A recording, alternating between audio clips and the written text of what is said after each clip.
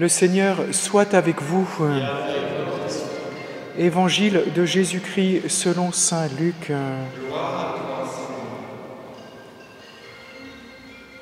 En ce temps-là, les disciples qui rentraient d'Emmaüs racontaient aux 11 apôtres et à leurs compagnons ce qui s'était passé sur la route et comment le Seigneur s'était fait reconnaître par eux à la fraction du pain.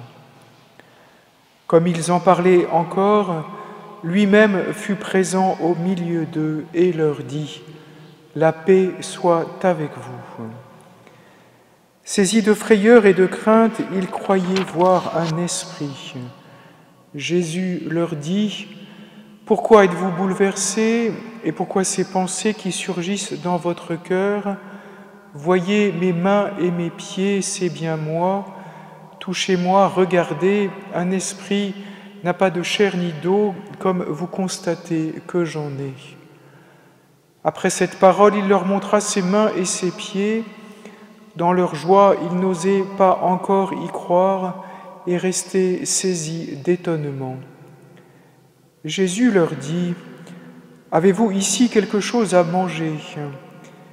Ils lui présentèrent une part de poisson grillé qu'il prit et mangea devant eux. Puis il leur déclara « Voici les paroles que je vous ai dites quand j'étais encore avec vous. Il faut que s'accomplisse tout ce qui a été écrit à mon sujet dans la loi de Moïse, les prophètes et les psaumes. » Alors il ouvrit leur intelligence à la compréhension des Écritures. Il leur dit « Ainsi est-il écrit que le Christ souffrirait, qu'il ressusciterait d'entre les morts le 3e jour, et que la conversion serait proclamée en son nom pour le pardon des péchés à toutes les nations, en commençant par Jérusalem. À vous d'en être les témoins. » Acclamons la parole de Dieu. Louange à toi, Seigneur Jésus.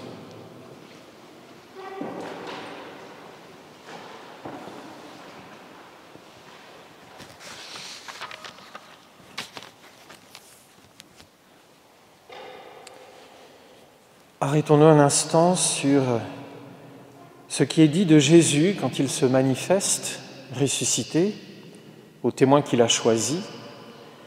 Il se fait reconnaître par eux, car cette façon de faire est une constante du comportement divin, si l'on peut dire, auprès des hommes, et que c'est ainsi que nous pouvons nous-mêmes entrer toujours plus avant dans une foi qui communion au Seigneur de plus en plus profonde.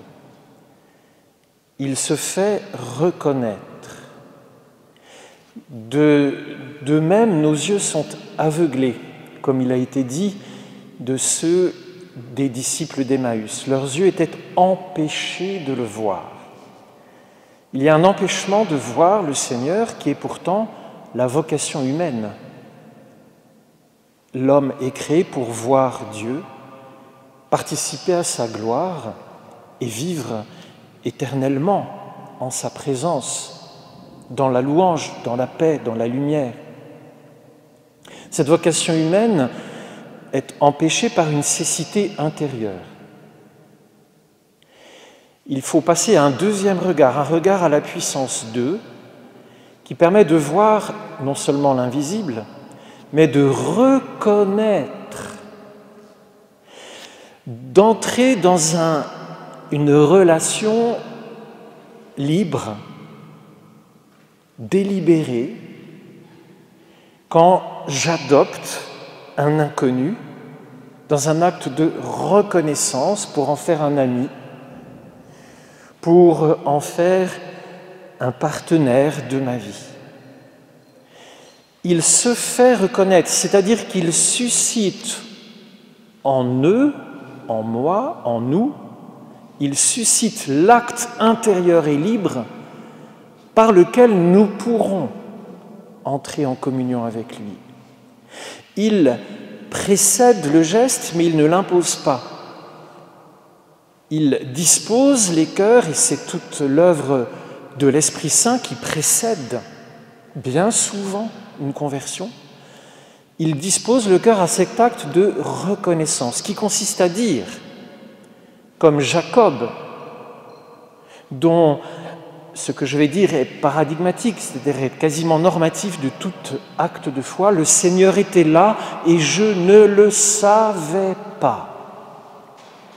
Le Seigneur est là dans ma vie et je ne le savais pas. Il dispose les moyens d'un acte de reconnaissance qui me permet de dire « il était là et je ne le savais pas, mais maintenant l'ayant su, je le reconnaîtrai ». Et donc cet acte de reconnaissance que le Seigneur nous inspire, il se fait reconnaître. C'est de lui que ça vient, mais c'est de moi que cela provient. Il prévient ce que je peux faire venir de moi-même. Cet acte de reconnaissance fait appel à la mémoire. Le Seigneur était là et je ne le savais pas, maintenant je le sais. Je reconnais une présence antérieure. Je la discerne dans ma mémoire. Et c'est ce qui s'est passé pour les actes, pour les pèlerins d'Emmaüs. Ce geste qu'ils avaient vu faire peu de temps auparavant, de la fraction du pain, inscrit dans leur mémoire, devient le signal par lequel ils reconnaissent celui que leurs yeux étaient jusque-là empêchés de reconnaître. Mémoire proche d'un geste fort, d'un geste significatif, en l'occurrence un geste sacramentel, mais mémoire beaucoup plus lointaine, à laquelle Jésus fait appel en ouvrant l'esprit de ses disciples à l'intelligence des Écritures, à partir d'Abraham, à partir des pères Jacob et Isaac, à partir de Moïse et de tous les prophètes, faire comprendre que ce qui est donné maintenant était déjà préparé pour reconnaître le Seigneur. Dans un acte de mémoire, nous avons besoin d'une mémoire qui soit lestée des gestes du Seigneur et de la parole du Seigneur. Or, notre mémoire se dilate aux dimensions de l'éternelle surexistence de Dieu par rapport au monde, puisque nous avons accès à son projet créateur avant même qu'il ne le mette en œuvre, par la Sainte Écriture. Nous avons accès à tous ces gestes de puissance dans l'histoire d'Israël. Nous avons accès à toutes les manifestations de sa puissance dans l'histoire de l'Église et nous avons accès, par anticipation, à notre vocation future. De l'alpha à l'oméga, notre mémoire est dilatée. À partir de là où je vis, je sais d'où je viens et où je vais. Quelle bénédiction!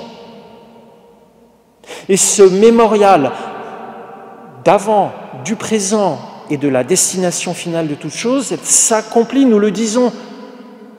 Nous proclamons ta mort, nous célébrons ta résurrection, nous attendons ta venue.